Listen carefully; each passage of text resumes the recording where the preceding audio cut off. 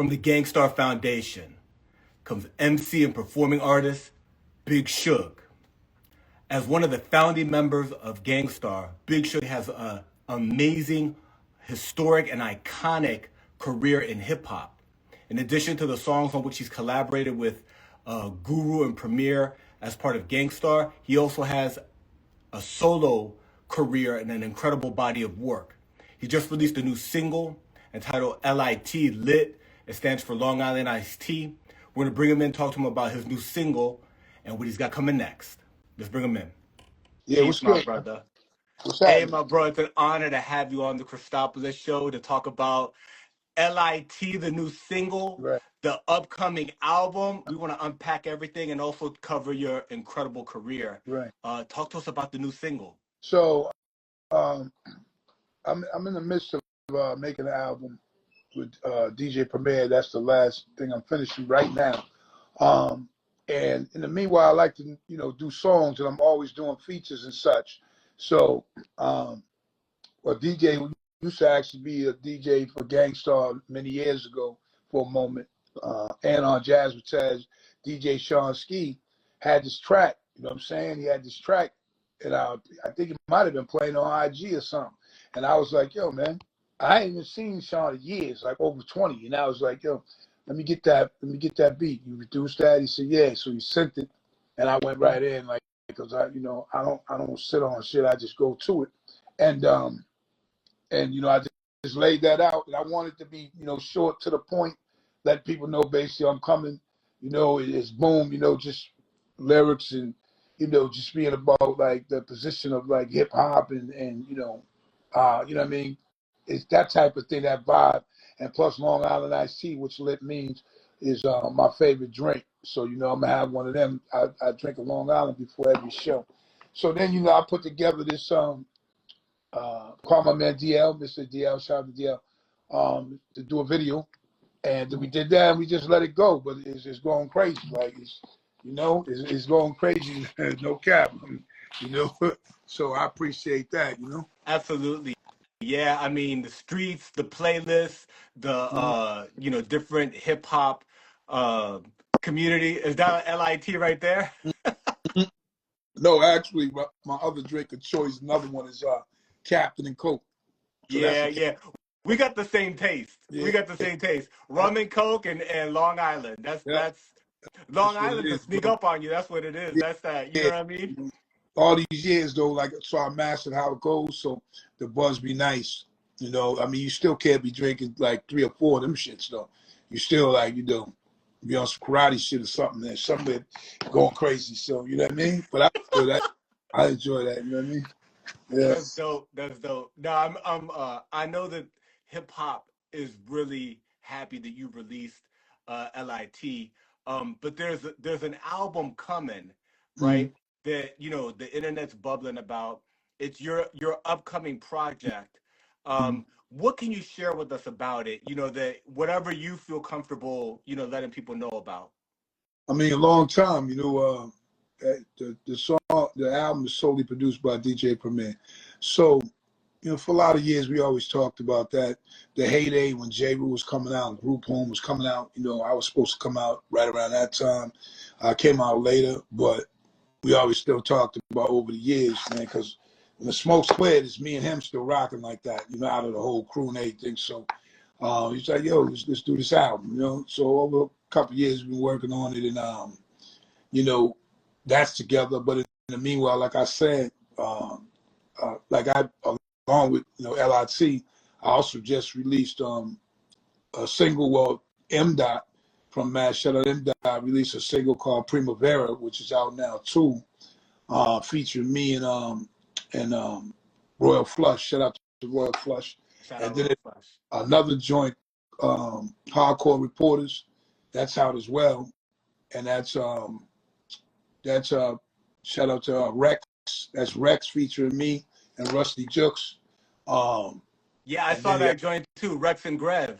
right, Greg too. Shout out to Greg. Yeah, words. He's And dope. He's dope. and then another one is Real Spit from this cat Yefta. You know what I mean? So that's all them joints is out. Like I'm always putting out joints because it's either features or just keeping, keeping the vocals going, keeping, Keeping the staying on. keeping the pen sharp. Yeah, it's just staying on course. Because a lot of writers I write too and remember them like headwise. I write them in my head and put them together. You know what I'm saying? So when I do go record, a lot of times I'll have songs in my head. You know what I mean? So verses, mad verses. So you know what I mean? They be on lock.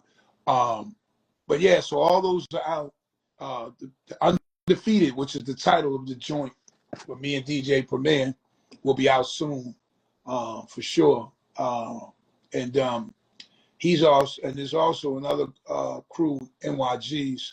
They're gonna come out finally as well. And I guess he's got a few projects, man, with Nas and Rock Marciano. So he's doing some things. But yeah, we're gonna rock. We're gonna hit it full bore. I also got a project coming up with M. Dot, and I got a tentatively titled two for the show. And then I got another joint with Mr. DL called Last of the Dying Breed. So this, once I drop this Big Shug joint with Preem, then I'll be following, through. I'll be hitting them back to back. So yeah, man, it's all good right now. Yeah, Man. We yeah, bring man. You're like busy dropping singles, but you also got projects coming. what it is. 2025, 2026 are Mhm. looking amazing for you. Yeah, man.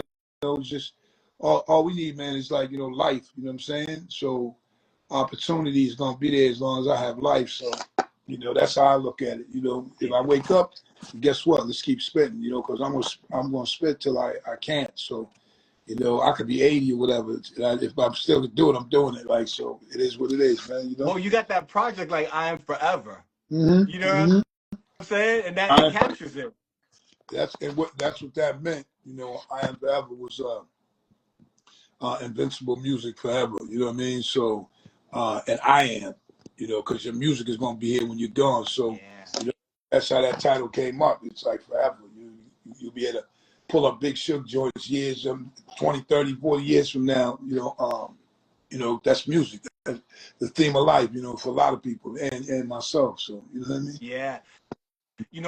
Philosophically, uh, people understand what you're saying, that, music continues long after we're gone, but you've Mm-hmm. actually experienced that as a co-founder of Gang Starr and close friends moving on, but their voice is still Mm-hmm. here. That's something that you've actually experienced, and now you get to leave your mark. I mean, you know, me and Premier also always talk about the legacy, Yeah. the continued legacy. Now, the legacy of Gang Starr, which is a group and name that Yeah. Guru and myself created.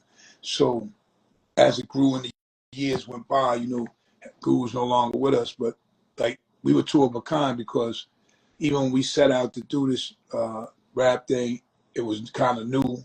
We're coming from Boston, you know what I mean, and we were considered like a little older than like normal back then. You know what I mean? Yeah. So, but I mean, it broke through, man. Guru and some things broke through. So, but with him being gone, we talk about the continued legacy because when you see some of our guys, J. Rule, Damager, Rupon, any affiliates, Bumpy Knuckles, MOP, certain guys that you're gonna see, you Yeah.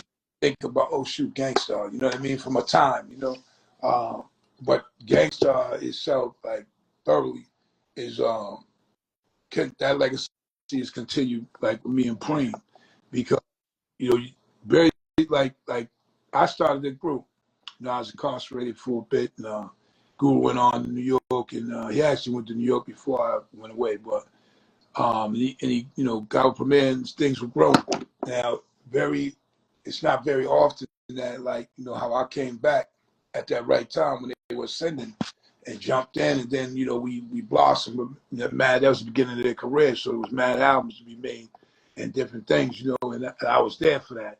And then now, as we stand, one dude who has officially and authentically created that Gang Starr is still here working with Yeah. the dude who gave it body, you know what I'm saying? Who changed the course of it, the group, you know what I mean? So, and then we came back together to still be us. So when I look at Premier, and I'm sure when he looks at me, we know like that's Gang Starr. Yeah. That's like, damn. And to Guru, rest in peace. And because when I do what I'm doing and what have you, you know, it's representing him. You know what I mean? More than anything too, because there's some shit me and him set out to do, and everybody was against this shit. Like, what are y'all doing? What, it's bad and all that shit. Nah, your man Shug still standing, holding you down, brother. So rest in peace, yeah. That's beautiful, man. Thank you so much for, all of that history. Mm-hmm. There's so many jewels there that you dropped. The hip hop back in that time was not this big thing that it is now. Mm-hmm. And Boston wasn't on the map the way that it is now. No. You yourself and Guru, but then obviously, Rex and Mm-hmm. Term and Static Select and all these. Boston's an incredible city full of talent that people recognize now. But when y'all were doing it, it wasn't. Y'all were truly breaking So barriers this, when you set out to so, do it.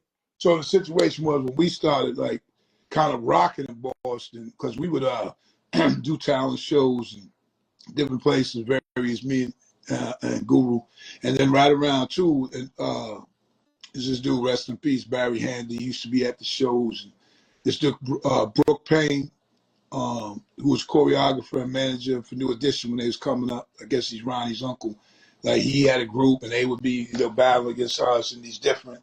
They had an R&B group, but we'd be in different, talent shows. Me and Guru were doing, and nobody was believing in what the situation was, what it was.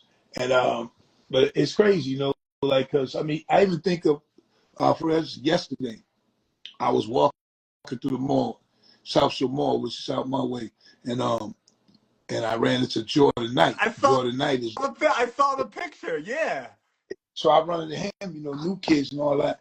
And I'm like, we talking, we chopping it up, but I was like, damn, I remember Guru and I, like, Guru lived on Melville Avenue in Dorchester, Boston. And we'd be at his crib chilling, doing our little rehearsals, whatever. When we go to this corner of the store, so New Kids on the Block was rehearsing at a house that was up there, this big house or whatever.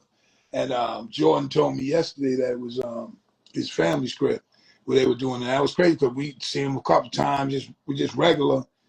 Like, they wasn't blown up then. They was just dudes like practicing this thing, whatever. And then me and him was starting out with our thing right down the street, grown man. So it's ironic that was like that, but it was good to see him and have these conversations and the fact they going strong too. So shout out to New Kids on the Block, grown ass men. Yeah. Doing it. Yeah, man, that was cool. That The music, is cool. forever, Yeah. Music forever. And it's amazing that so much talent happened right there in that little space in the Well, world. well, hip hop. I mean, Boston's so close, so hip hop was close. Like, I mean, it hit not too long after New York, basically. And I actually learned how to rhyme and all that when I was 15. And this dude named Ice Justice, wherever you are, man. I used to write poems, and he was like, "Yo," he said, "Yo, you could put that in rhyme." But he used to be rhyming everybody's songs, like Curtis Blow and all that. He was hot around here, him like kind of rhyming over the lyrics because this was all new. You know what I mean? So he was doing that, but I was really, crafting some rhymes for real. And all these years later, to be doing it, and it's second nature. You know what I'm saying? It's an incredible thing. I probably was running off talking about something, but I might have got lost on that. But yeah, No, man, no, not at all. Yeah. This is, I mean, the story of how you started rhyming. I mean, this is everything. This is Oh this is yeah, what it's yeah. about. That's the part too. I was thinking because like I said at the beginning, I had to, teach Guru. Guru didn't rhyme. I learned young, and there was some groups when we came. He went to Morehouse, and I was down in Atlanta scrambling, hustling, doing my thing, and had a little job at Lennox Mall and all that. So I was out there, doing my thing, grown man shit, and he was going to Morehouse. That's when we connected at first. But when we came back and we started doing all these town shows and shit that I'm telling you about, that's when we started, going hearing about other rap groups or whatever. It was a group RSO. It was Right, the almighty RSO. there was quite a few groups, Hmm. but like those that they had a pretty good song coming. years after I was going to New York a lot, that one in the chamber, and it was like Concrete Click. It was mad people, like, you know what I'm saying, at that time, before it was really taking this thing off, you know what I'm saying? But um once we, it moved on, of course, a lot of guys from Boston, like, a lot of the same people weren't still rocking. Benzino still doing some things, but the other guys, see them rocking. Oh, and E too, man. Twice Down, yeah, he's doing his thing too. But then you got some other groups around where the dudes ain't really doing much now. Yeah. And then and me, I'm still standing, Yeah. you know, and Ed OG, Ed, when we Yeah. go outside of Boston, like we could talk about everybody else. Shout out to them all too, man. My man Singapore, my son who be rocking too, Tremaine. Um, but when you go outside of Boston, go around the world, you don't hear about everybody. I hear about Ed a lot, and Yeah, because he had such big singles, right, and big albums. it was in turn, and then some of the other people you'd be surprised you hear a lot about over here, but and myself, I mean, because that's a different that culture over there, like you just oversees some crazy shit. So, Yeah. and it's still like that, man. I'll be heading out like after I do this thing anyway. So, you know, yeah, I'm here, man. I'm here. That's bottom line. That's so dope, man. So much rich history that you're giving us on Mm, the origins of Gang Starr, Boston hip hop, what it was like back then. mm. Really valuable Oh, information that you're sharing. a lot of dancers too, man. All y'all break dancers, I can't really remember you, but Tron, my man Tron, still out there popping Megatron. You know what I'm saying? And he had a little crew because they used to be breakdance battles, and pop. He was a pop locking dude. He still is. So they would have their little battles, and me and Guru would go to see all that stuff around town too. So that's how, like, some of those dudes, even if I didn't have words with them back then, I knew them from Facebook because we was doing our thing and they was doing that. You know what I mean? So shout out to that, man. Shout out to the movement. Now it's always it's newer now, and you got, like, they want to include mass rappers, but and Slane's another brother. I see places and communicate with. Then you got, like, now these other, more it's mass included. Like Term is considered out in Martown, Yeah. Lawrence. Then you got like the Phillies and Joyner Lucas and Beers and things like that are kind of in a more of a pop lane, so to Yeah. speak. You know what I mean? So, but yeah, man, I love it all. New kid, I be seeing too. Exit Fame, who's from Boston too. So it's a lot of younger cats coming up. And then my other Mattapan, um, young brother Dante Cawthon, Truology. You know what I'm saying? He's there, and like I said, my son's burning the joints up too. Yeah. Tremaine. What's your son's name? My son's name's Trumaine. He has songs out there. Money Motivated just dropped on all platforms. That's His dope. name is Trumaine, Trumayne. You stop tapping it in. I am Tremaine on the gram. But Yeah. them joints, yeah, he's solid. He's dope actually. It ain't me rocking and saying that because my kid, but I mean, the dude shit is official. So Yeah. he got his little listeners. So other than that, yeah, like I said, I'm here, brother. I'm here for it. You Yeah, feel bro. Yeah, you share with us how you connected with Guru at Morehouse, and that's the beginnings of Gang Starr. Can you take us back to that time, like how you all met, how that started? Were there any early recordings? Well, me and Guru met like from when I was like 16. You know what I mean? We were 16, like, so we was young as hell. And a big thing in Boston, man, when I was coming up was block parties and house parties. So we all go to a lot of house parties. But the thing about, my cast was rah-rah, a lot of cats, man, hung with Young and uh, Joneses and Pee Wee and Walter Hilliard and all these guys. When we were young, we was a little Right. rah-rah. But as we got, we grew and, got out that lane, you know what I'm saying? Yeah. And that's when I met Guru right around then. So then I ended up going to Atlanta, and that's when I was actually hanging with these dudes, man, and a couple of dudes from Boston. And one day I didn't come up. I was living in Atlanta, And one day I didn't come up, and one of them had got somebody took their sneakers or some shit, and they wasn't trying to tell me, because I'm thorough like that, And when dudes told me, I was like serious upset, and I actually went over to the football house, the whole team over there, and I was like, yo, you got my man shit, boom, and they're like, they ain't yours. But I said, listen, let me just tell you this one more time, Now I don't know why the situation was like that, but I'm trying to tell you that whole entire football house, nobody was like challenging. They just, and I mean, I was a football dude too, but still, it was their whole crew. It was just me. They gave me the joints back. I gave him the dude. I was like, yo, I'm not hanging with these dudes because I ain't hanging with no suckers. Like, that's how I really, I am. I was and am.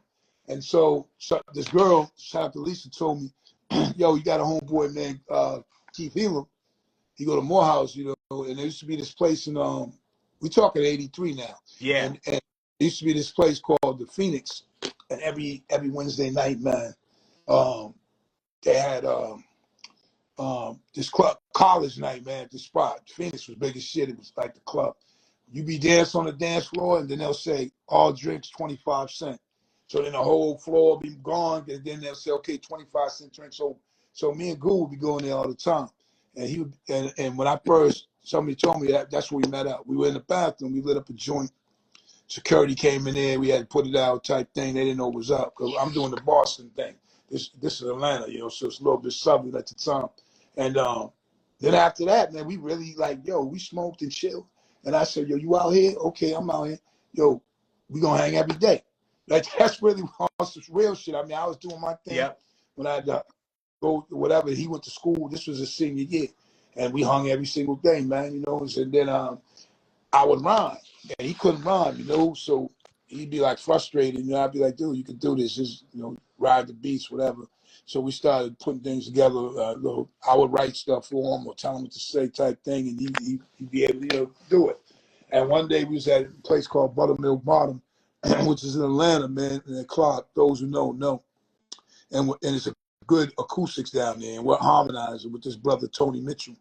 And we're harmonizing because part of the routine was singing and also rapping, Yeah. because that's what I used to do in the beginning.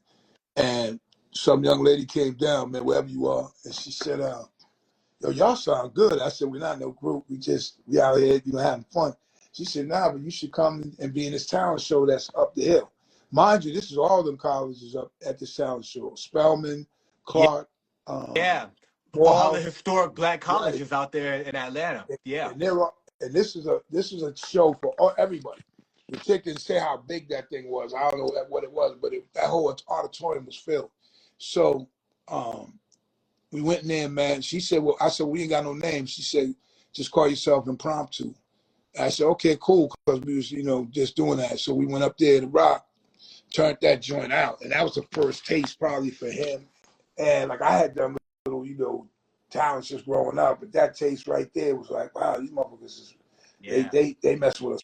You know what I mean, so from that point on, I started helping him just try to improve and routines. We used to have routines and shit and all that, man. Yeah. So Dancing and all of that was a bigger little part of stuff. hip hop. We weren't dancing hard like Kane and them, but we had some moves. You know what Yeah. I mean? So and when he became a senior, like he graduated, so then he went back to Boston. Then I was still out there hustling, scrambling for a few more months, chilling. And then I went back to Boston. When I went back to Boston, he was going on job interviews. He just graduated out of Morehouse.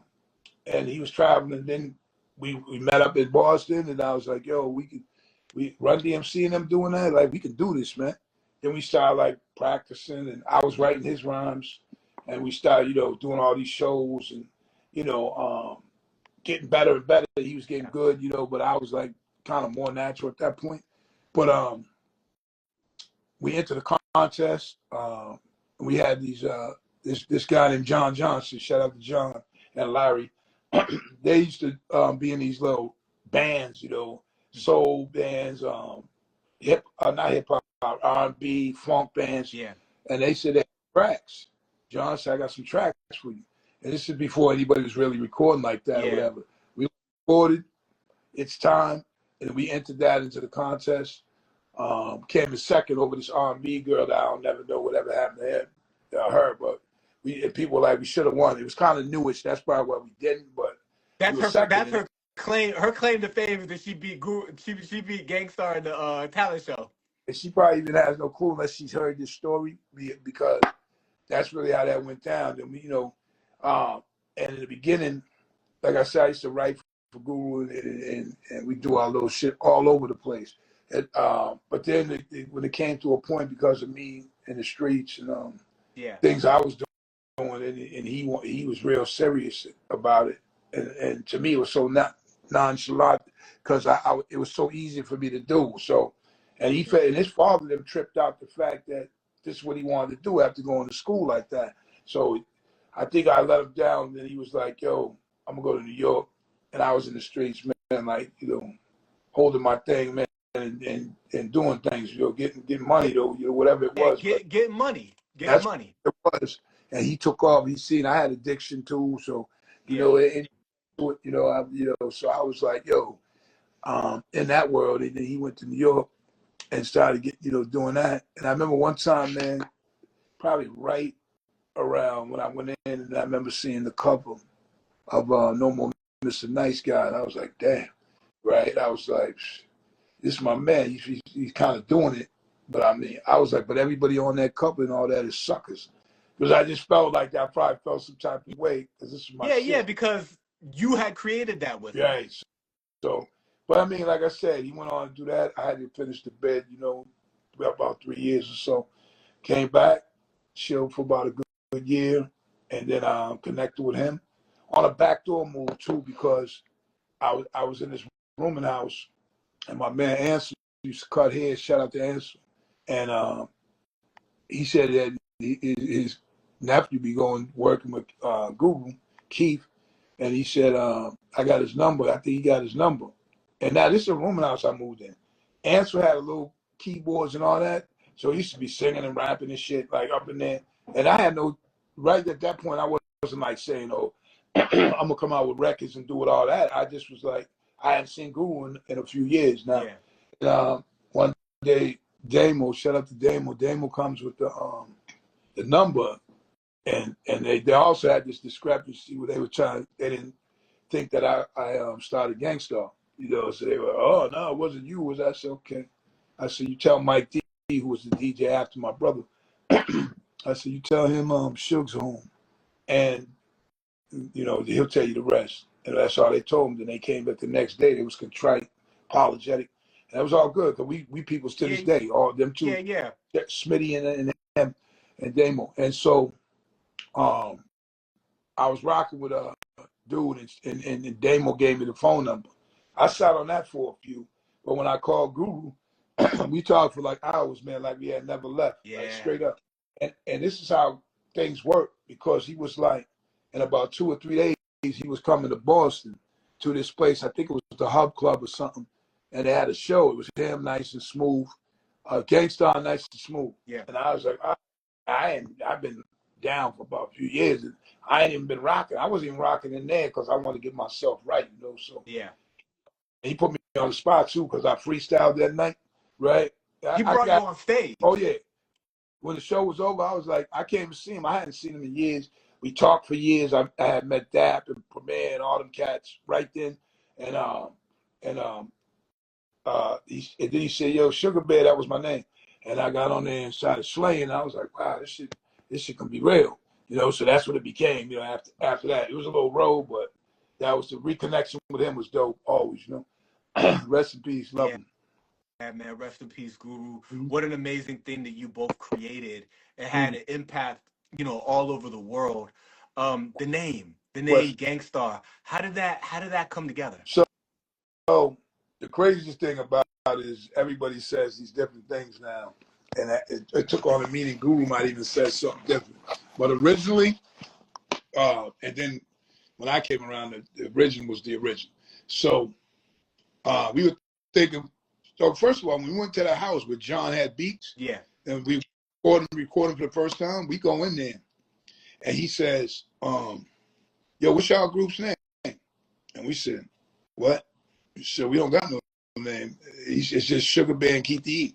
And he was like, man, you got to have a name or something. I said, okay, Hold on, we'll be back. We went and sat on the wall on Elmore Street. We went and sat on the wall for a minute, going back and forth. So I wanted to be called the Gangsters. Think about it too, because after that gangster rapping and shit came up after that. But that's what I wanted to be. Like that whole image, when they came out, that was like the image that like I was like, yo, black and boom, the thunderous rhymes I had, crazy shit. So and Guru said, we probably can't be that or whatever. He gave me that side. And I says, well, this dude is he's a college student. I think he graduated with honors and all that. And I said, so you know what? So it would be Gang Starr, right? So I represent the gang activity and stuff I was dealing with, and you represent being a star pupil, That's dope. right? So we wrote out how it was, and he knew some dude. I think his name was Gang Starr T or something with a R or something, but he really didn't like claim that part. But it didn't matter to me because I was like, yo, nah, we're Gang Starr, 2 R's, and this is what it means for us. And it wasn't nothing with that dude anyway. So that's what we did. We from that point in, we walked him back up to the crib and was like, yo, we're Gang Starr, And then and we lived hip hop. What I mean is, we studied that shit. Looking at the back of albums to see who producers were, see what rappers' real names are that wrote songs, knowing all the labels. Like this is what we did. We invested in stuff and we started tagging. You know what I mean? Because Guru was like a real artistic dude. So he's the one. That's why that star that you see in the chain of star, I created that by talking to him, like telling him what to do. And he kept, maybe when he got the 7th one, I was like, yeah, that's straight. So we would tag, we had spray paint. You kept tweaking the symbol until you got it. Yeah, because he would just show, because at first it was a star, then then the chain represents me. So out of everything else, when you really look at that, the chain really represents Big Shug, and the star represents Guru, like Keith E from the beginning, Sugar Band Keith E. So yeah, and it's still there today. But I know us sitting on that wall creating that shit, and being like, yeah, okay, that's cool. Let's go in here. And then we went everywhere. We was tagging down Atlanta. We went back down Atlanta because we thought we could make it with a cameo, Larry Blackman. We wanted to meet him, try to get an idea about rapping and singing. You know what I mean? And then we went through some stuff and had a fire, and then ended up coming back. And then that's how I got on the real side of us rocking, and all that up to me, separating from him, and yeah. But yeah, man, entrenched from the beginning, the front lines of hip hop and life and racism where I'm from. Like I was on the front lines of all that. So here I am rocking, man. It had some great times, got better times ahead. You know what I mean? Yeah, brother. Mm-hmm. Yeah. And everything you spit in your rhymes, I mean, that's real life. Like you lived all of that. Of course. I mean, because to me, those were the easiest rhymes. Now there also is always embellishment. You know what I mean? It's some shit like sensationalism or whatever, of course. But the core of it is like mad easy. And now being older, so now I take different elements of the next level of the metaphor, or the whole scene is a metaphor. Like, oh, you know what I'm saying? Like when I says, there's a song where I basically say, you will drop in a box. And I'm basically saying, like, with a beautiful suit and mismatched socks, everybody's crying until the top drops. You kept it gangster, we keeping it hip hop. Now, what I'm saying is, all these brothers, they dying and all that because they want to be gangsters and rappers. You know what I'm saying? But you chose that side of it, and I'm on this side doing hip hop. Yeah. You know what I mean? I'm good because I came from that. You know what I mean? Like, so me coming up, it was like, let me get rid of that life to do this hip hop life. This try to get some bread, whatever. Yeah. Like, you know what I mean? Like, let me do this to be gangster, because dude, trust me, I had my fill of that when I got in the game. Like, you know what I mean? So I did enough stuff that real, like, I know a lot of shit is probably fake because some dudes be so young, but me, come on, man. You know what I mean? By the time I'm rocking, I'm like, yo, I'm free. You know what I mean? So, that's how I felt. So let's get it popping. You know what I mean? Yeah. Yeah, and the 80s and the 90s was different too, man. It was the crack epidemic. There was a lot more So, police racism. It was different. so once I always sang all my life. But when I started rapping and all that, I had those things singing and rapping with me since high school. You know what I mean? Where all my life is like when I down and out, when I was at the high, Nino Brown shit or whatever I was doing, right? I always had rhyme and song. You know, so people that's why people know this dude was always singing and rapping, you know what I mean? And I didn't walk around with notebooks young. I just was freestyling a whole lot. Yeah, You know, like my first early songs was all freestyles. You know, Militia, Crush, uh, a few Do a Page, other young ladies. All these songs were freestyle wow. because that's how I came. And then once I got the first deal in the situation, I was like, damn, you got to start writing rhymes. Mhm. You know, so that's how that came about. And that's why I always have someone on the deck. You know what I mean? So when that beat, that's good. Like with this beat right here. Or sometimes you just come right there and be like, yo, this is popping. Like that L.I.T. That's what that was. Like, you know what I mean? I was like, damn, I heard that shit, boom, boom, it moved me. And you know, Static, shout out to Static Selector. Yeah, He was one of the early dudes playing it, but he was just like, yo, you could tell like he just was loving that, and to me that was dope. And a bunch of all y'all DJs playing that, man. To me, that's dope because that's just the beginning, man. You know what I'm yeah. saying? Yeah. You know, you share with us a little bit of your creative process of how you write a lot of it in your head. Can you talk to us about that creative process? Do you construct the rhyme in your mind over a period of time? Is it almost instantaneous like a freestyle? Let me You tell know, how much are you writing nowadays? let me tell you something crazy. So I will put the stuff on the paper. I'll be writing. I'm not saying none of that, but I'll have rhymes in my head, and they start as simple as this: the first few lines. You know what I'm saying? The first few lines.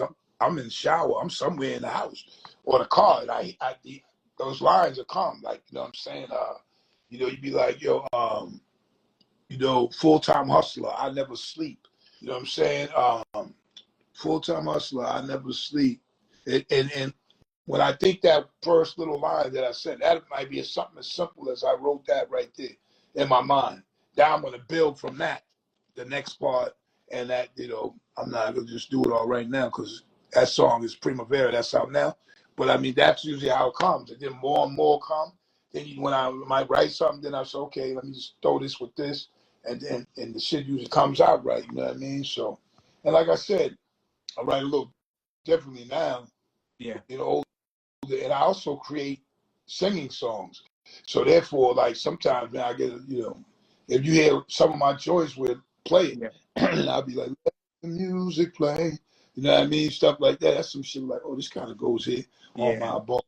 Hey, you know, all that is like, you know what I mean? So, yeah, man. So I'm creating songs. Yeah.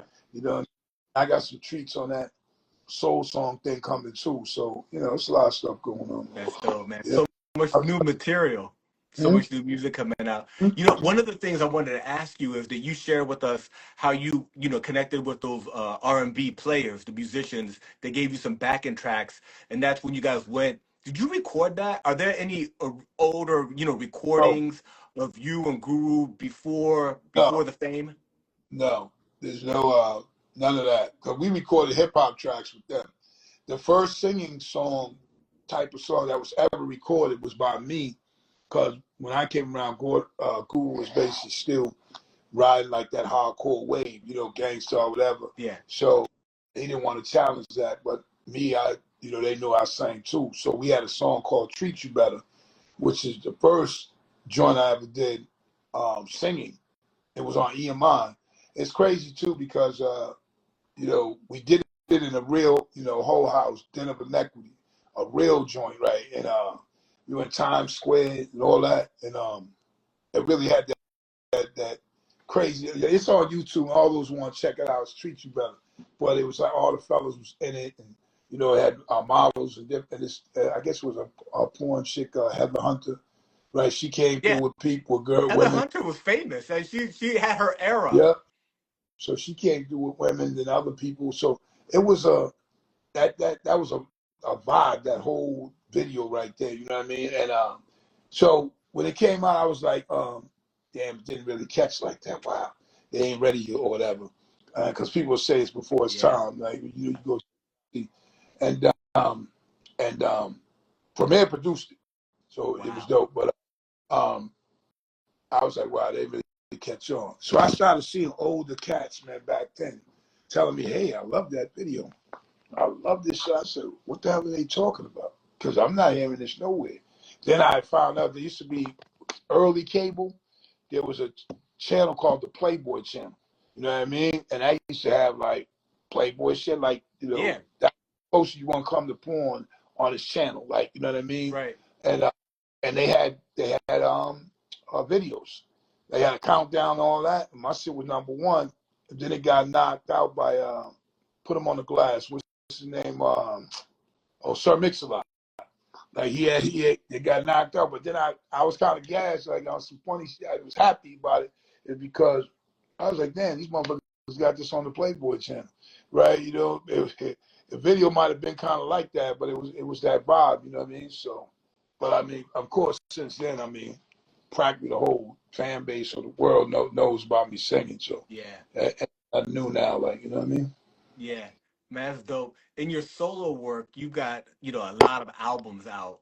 Um, uh, Street Champ and The Diamond Report. And is there a specific album that kind of stands out as your most personal album? Um, Not really because, excuse me, maybe the first one might be because, I finally, it should have came out 7 years prior. So, yeah, that was kind of, some of them songs were 10 years old or 7, 8 years old, something like that. And so it was cool because another dude, like I was on the same label with D'Angelo. Yeah. Shout out to D'Angelo. Yeah. And we were talking about his first album he was waiting to put out on that label for a long time. So he was older Wow. at the time that album came out and it blew up. But then the same thing with me. It's like I was like making these songs but really only put out a single and never really put out an album because EMI put all the money into the second project of these two groups. One is Vanilla Ice, and the second Yeah. other one was with Speech and them. Damn, Arrested Development? Development. I'm bugging. Shout Yeah. out to them though, 'cause I recently Yeah. just seen. I think with at the comedy show, or whatever. But those two, we all on the label. That label had matches. I mean, and me as a soloist artist was on it. And when they said that they about to put this money, because both of those second albums flopped. So Yeah. they said they about to put this money in, me being Shug and all that. I'm like, yo, that shit ain't gonna work. That shit is like whack. That shit's over. Yeah. Like, because I'm saying, like, damn, just think about it. They gave me some bread, but imagine they say, okay, let's put this Sugar album out. That was that wave that would have been good to Yeah. do too. And let's put that. I mean, they probably spent $500,000 on those people because they blew. Yeah. So they were both platinum artists. So they probably spent that money. But with me, even at that time, you could have spent $100,000 and be like, yo, let's do this. And trust me, I know that. I mean, our following was good like that. Things was Yeah. popular. So Crush was really, really crazy. So, man, but I mean, I never tripped over like any missteps or something that was done or not done. Like I said, I'm still here, and I'm still have the ability to rock and create. You know, uh, I'm not living off the past. You know what I'm saying? It wasn't so. I wasn't no me and copies, platinum artists and all that, whatever. But I got a lot of records out. Yeah. They sold. I probably sold a good amount over the years, but you know what I mean. But I'm, you know, it ain't like my shit was platinum artist. Yeah. So it's kind of cool because when I was on the Jazz with Taz projects, me and Guru was the younger dudes, and we used to go out on the world. And I remember one time we were in Switzerland, and this dude, I think he could have been a saxophone player or something, but he was like he was about 70 then, 71, Yeah. 72. And I said, he'll be right. He said, I told all year, man. He said, as long as you take care of yourself. And, he drank a little cognac and whatever, smoked a little weed. And he was like, yo, that shit like was amazing to me, And I'm saying, like, as I become even older and older and I'm still doing it, that's what I think about. Because I think about that dude who's like, yo, Yeah. and he was dope. Like, because, there's a thing called the Montreux Jazz Festival. That thing is like Yeah. ridiculous. People from all over. I mean, you've seen everybody there. My early days going there, it was Ice-T was out there with his rock band, Eddie Murphy with that Party All the Yeah, Time he had a song. record too. Yeah, It and was a dope record. It was a dope record. everybody was out there, man. So, and that was the spot. Switzerland, that Montreux Festival was crazy.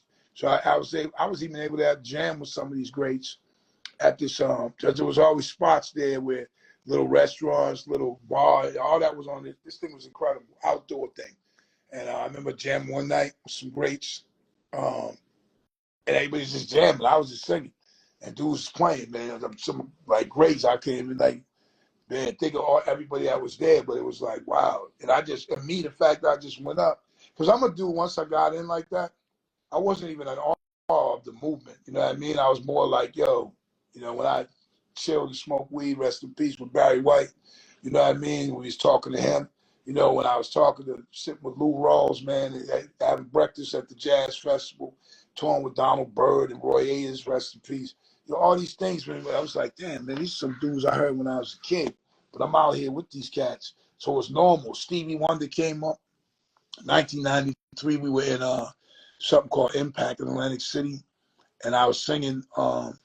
It was me and Guru, and I was singing some shit, and then Jazz with Jazz one that came out, and this was when Wu-Tang first came out with Protect the Neck, and them dudes was equal or so in this one room, you know what I mean? And I hung with Meth all night. I didn't have no shoes on because my shit was whacked. It was too tight or something, but it still didn't matter. We was just all over Atlantic City. This was crazy. But Stevie Wonder had came up and said, "You got a beautiful voice, whatever." I was told that by him. I was told that by Eddie Levert. Like, and I was like, wow, that shit was dope shit to me, man, because I'm just out here. So we hung. Like I said, Wu-Tang was all in that one room. I had mad cards for me and mine because, a lot of people left early, so I got rooms all over the place. To this day, I went to RZA, and I was like, listen, take these keys, you know what I mean, whatever, because there's a bunch of them. And I said, I got a key, I'm good. So they probably, that's how it was back then. You would go everywhere, every one of these things, you see each other, you hung out. That's why we're probably a little cooler with each other. Fat Joe, Matt, anybody, every party you was going to or whatever, like dudes were there. Dudes wasn't blown yet. Busta Rhymes, everybody was around. That's what made it dope too, man. And the dudes that were considered higher up a little bit, like Biz and Kane and all them, they was out, like Craig G, whatever, different guys out. But those guys who came, like Buster and Math and Wu-Tang and all them, everybody was there. You would just see people play. Even Puff.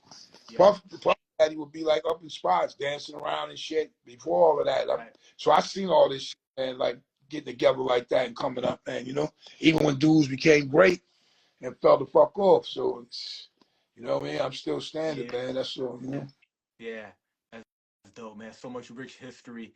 You got big 2025 and 2026 coming with all the new music, album by DJ Premier.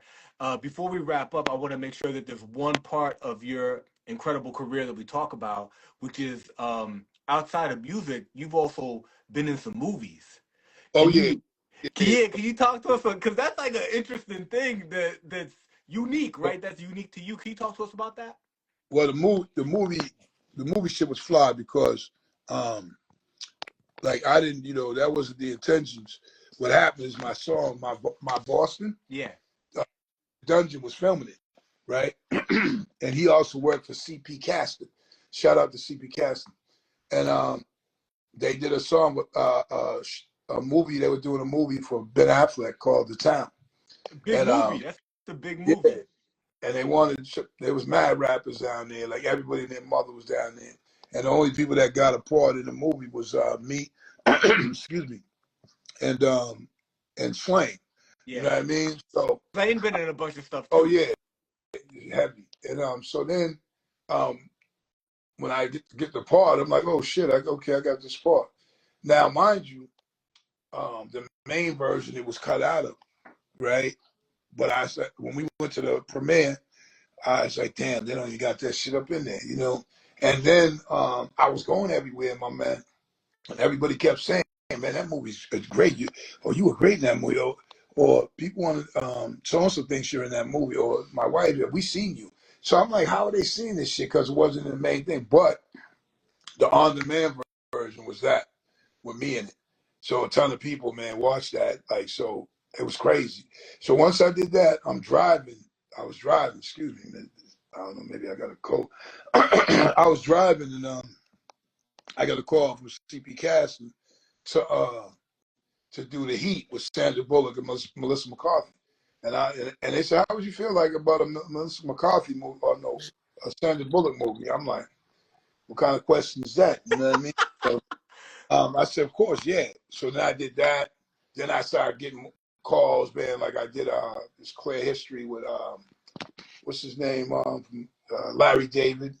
I did Black Mass with Johnny Depp, Whitey Bulger's story.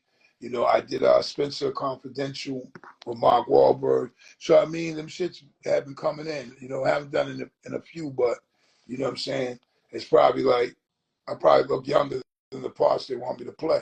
But I mean, it is what it is, right? So something else is come through. But I enjoyed it though. And guess what? Every star of the movie, like from Ben Affleck to Johnny Depp to what's her name, Sandra Bullock, every one of them, Larry David, all of them. These people was chill as hell. There was no separatism. I was always a principal actor, meaning I speak in the movies. But these people were always, they was just like hanging with you. You was like, you and them. I was like, wow, this is wild. You know, and Sandra Bullock had this kid that he was adopted. He got to be a grown man now. But he was adopted. I think his name was Louis. And Louis, I think, might have been from Africa or something. You know, a little black kid. And I got the kid walking around with him. You know, I'm telling him like, what type of haircut he got to have. And I'm hanging with this kid. You know, probably related because I might have been the only other black dude back there. But yeah, this is backstage. And I was like, wow, you know, I'm chilling with little Louis. And she was so cool. Like that, everybody was just chill. It was never, you know, Eva Mendes was on that Larry David movie, chilling out. I had her dog with her. So, you know, everybody was cool, man. So that experience has always been great. You know, no. Only thing would be is like because I'm a principal, I'll be talking to extras and stuff like that, and they really be separating you. Like I remember at one time, all the extras in this room, and my room that I'm in is two times the size. Like you know what I mean? Shit like That's the separation, extras and that. principals. Right, and then I'll be all the time. I'll get my own I'll get my own trailer. You know what I mean? And I'll be like, man. And then I'll be talking to dude. I'm sure I'll be kicking it with cats. One time I had cats all in my dressing room, or basically my back area, wherever that was. I had all them cats in there, and then they came through. I was like, oh, you guys can't be in here. Like I saw now we was chilling. They said no, and you know they treating you like a king. The principal do. Oh no, what we have to do. I said, it's cool, it's cool. You know, I said, I don't care. Don't bother me. You know what I mean? There's been movies that I ended up doing only a few hours. I ended up doing getting paid for mad long hours because it didn't take that long. That I still hung out. You know what I mean? So, I mean, I love doing movies. I even did some voiceovers for a Walmart commercial and some other shit a few years back. I love doing that too. That was dope because it was like the easiest bread ever. You know what I mean? They take their little sections. They let a brother, you know, say what he say, whatever, 4 or 5 times. They pick about 4 of them. They bought a $5,000 spot. So that's like 10 minutes making like 20 G's. Like I was like, damn, can a brother get this job? But it was cool though. It was cool doing that too. So yeah, that movie stuff, man, that's another thing. I mean, I enjoy doing it. And if the parts come, I'm gonna keep on rocking. Now I've read for some things I haven't got. Yeah. Good Burger, some other movies, you know. Good Burger would have been dope. Oh yeah, Good Burger was one, and then that Wakanda flick, all them, you know, like these were those things that like I was late on that because I could have been in there because I can get through little accents and all that real good. So, you know, but you know, things happen for a reason, man. The next one will be the best one, so I'll be here, Yeah. Lord Yeah. willing. Yeah. That's beautiful, man. I appreciate you so much, Big Shug, sharing, you know, your incredible career as co-founder of Gang Starr, your solo career in music, your upcoming album with DJ Premier, your Right. other upcoming albums, your acting career. Wow. Right. I mean, I appreciate it all, man. Like I said, you know, I'm gonna keep giving it to you. You know, I'm gonna do hip hop forever. Stay tuned. Next album will be out soon enough, called Undefeated, produced solely by DJ Premier. Some great songs on there too. Also, after that, it'll be one either or. Last of the Dying Breed by Mr. DL, produce all the tracks, or um, two for the show with M. Dot, you know. But first and foremost, Undefeated with DJ Premier. And check out like my son too, Tremaine. I am Tremaine. On all platforms, he got joints out there. Money Motivated is the thing buzzing right now for him. So yeah, I'm gonna keep on, like I said, man, you know, there's gonna be joints coming out. Pay attention. Yeah. Stay attention. Stay at attention while you pay attention. That's cool. But I'm definitely coming, man, you know, real soon. That's And I'm dope. here Dope. today. That's That's what it is. what it is. That's the jewel. Big Show, it's an honor to have you on the Cristopolis Show. Talk about your incredible career. Thank you, my bro. I look forward to running it back in the future when all the stuff drops. Okay, yeah, for sure, man. I'm with you, man, and I appreciate you Thank you, for bro. taking time to do this show. And you know, like I said, I'm here, man. As long as I'm here, we're gonna get it popping. Yeah. Peace. Salute. Salute. Yes, Peace. sir.